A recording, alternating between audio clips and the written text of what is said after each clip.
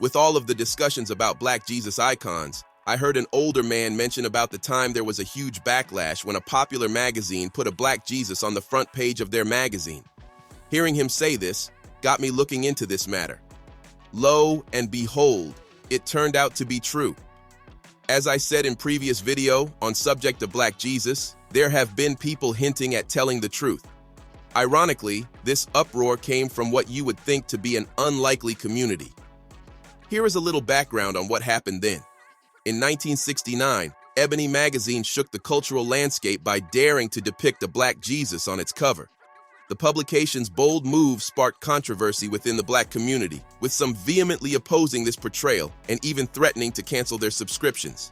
Ebony magazine was almost put out of business. Why? Because they published the March 1969 issue of Ebony magazine with a Black Jesus on the cover. They had the nerve to send Johnson Publishing Company some pictures of what they believed to be the true white Jesus. Wow. Amazing. Just ridiculous. The indoctrination of white Jesus into the minds of Black people is one of the most successful psychological warfare programming in human history.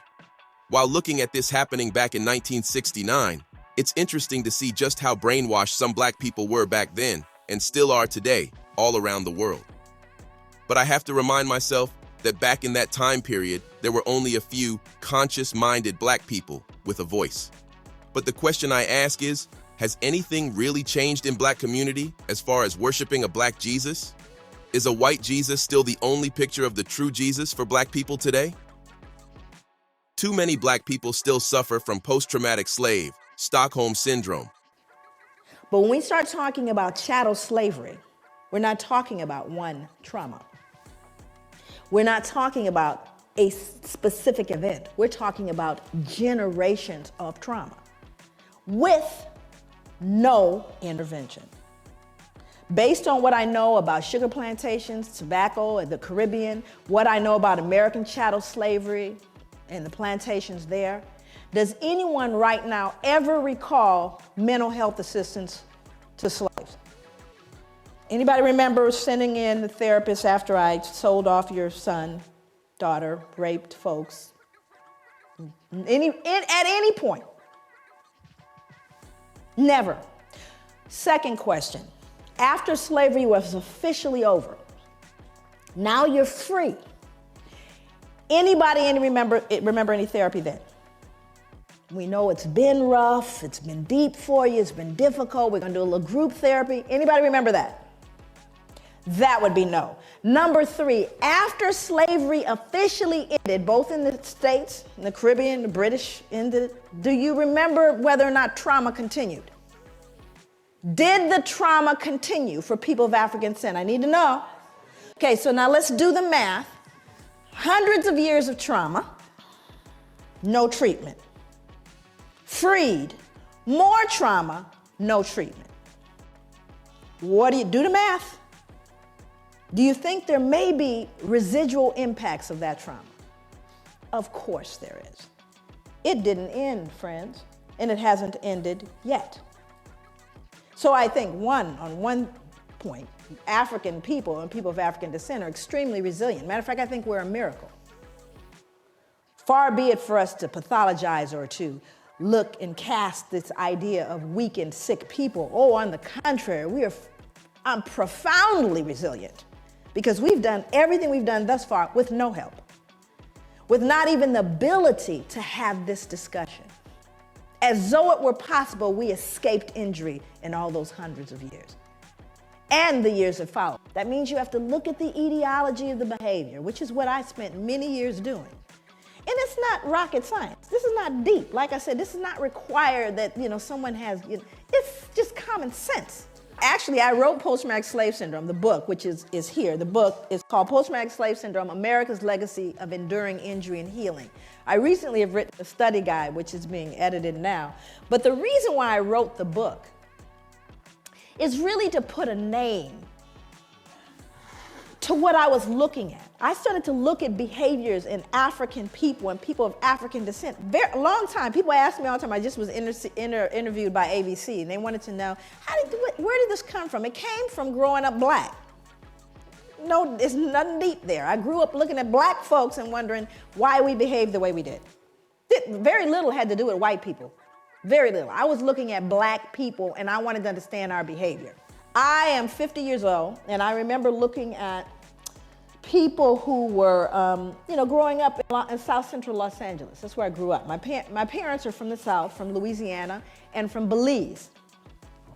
And one of the things that I started to notice are certain behaviors that black people engaged in that I started realizing, not just African Americans, African Caribbean people, I came here, heard the same thing, behaviors around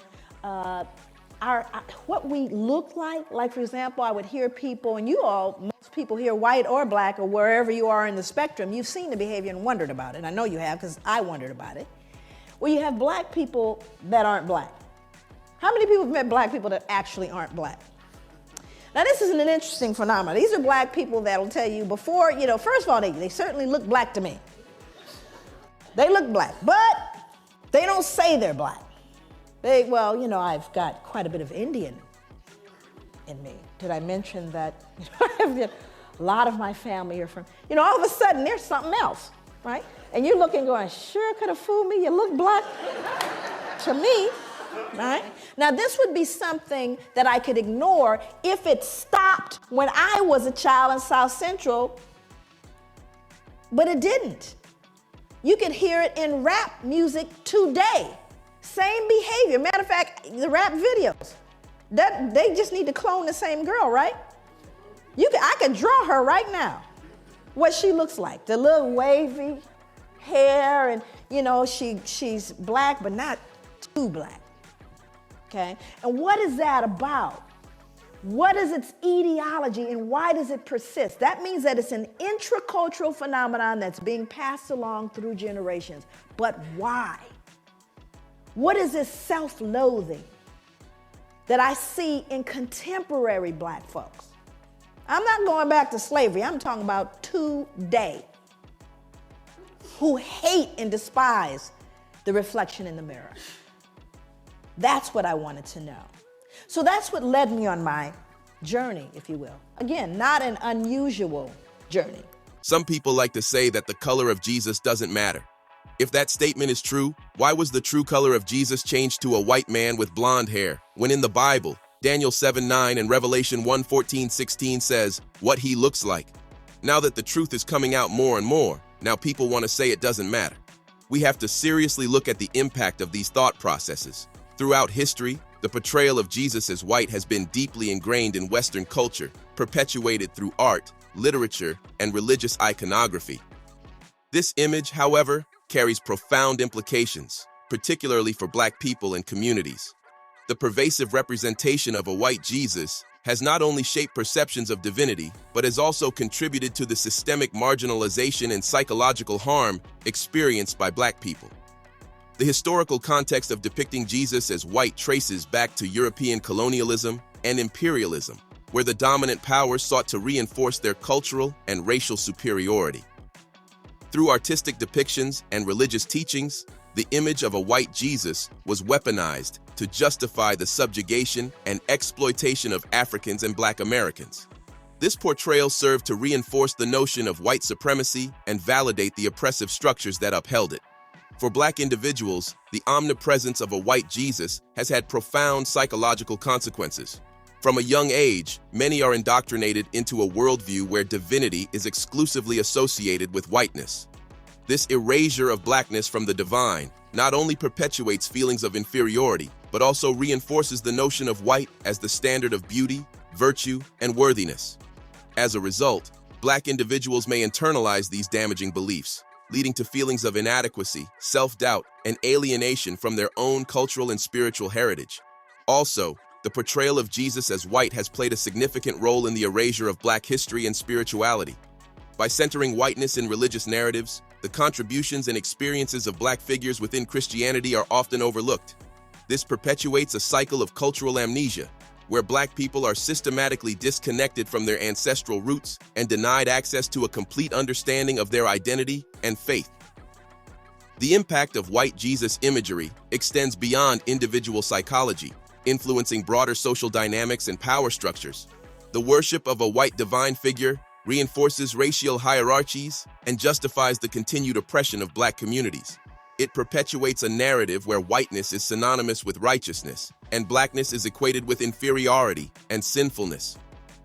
Despite centuries of conditioning, thankfully, there is a growing movement within Black communities to reclaim and recontextualize the image of Jesus. From the Afrocentric interpretations of Christ to the celebration of Black liberation theology, there is a recognition of the need to decolonize spirituality and embrace a more empowering representation of divinity. By challenging white Jesus imagery, Black individuals and communities are reclaiming agency over their spirituality and asserting their inherent worth and dignity. Hope you find the information in this video informative. Feel free to like, subscribe, share, comment, and don't forget to click on our membership button and join. Thanks for watching.